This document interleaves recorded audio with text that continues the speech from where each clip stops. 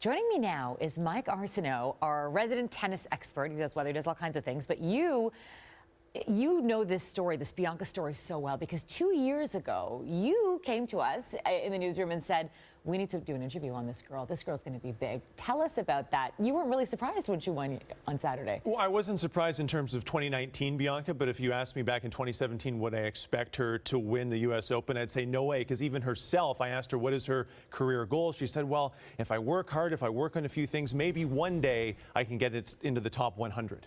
I have goosebumps. So how did it go from wanting to be in the top 100? Like, how did she grow the way she has? How did that happen? What's amazing, she's had injuries throughout her career. As a young teenager, she had some leg ankle issues, and then last year she had an issue with her back. This year it was her shoulder. And when you're under 18 for the WTA, the Women's Tennis Tour, they limit the number of tournaments you can play. So they're not allowed to play a full schedule. So that's why for many people it looks like, well, who's Bianca? She came out of nowhere, A, because she was hurt, and B, she wasn't able to play a lot of tournaments in 2018. But we took the restrictor plate off when she hit 19 here in 2019, and it's just been an incredible to witness this rise up the rankings. If I took this script to Hollywood, they would say, Mike, make it a little bit more realistic, because this is not believable. This is not believable. It's just such an underdog story.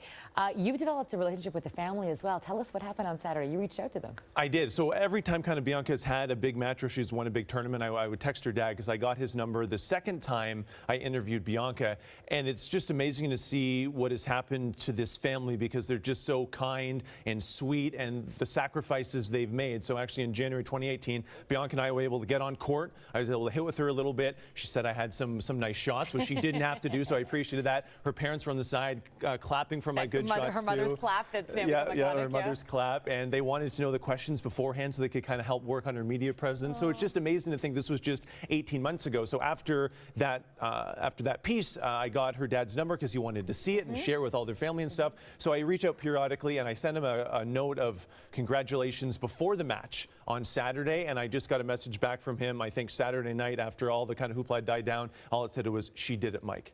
So just kind of a full circle experience. And this literally couldn't happen to a nicer family, what they've had to sacrifice again for Bianca's career. And really the sky's the limit moving forward. I have goosebumps just even thinking about this. Okay, where does she go next? She's so young. I only have a few seconds left. I mean, the sky's the limit. I think she can't reach #1 this year. There's just not enough tournaments left for her to play. The big news is she was hurt for 2.5 months this year. So she pretty much has an open slate from Wimbledon toward the French Open. So she's playing with house money at that point. My prediction, she'll be #1 in the world at some point in 2020.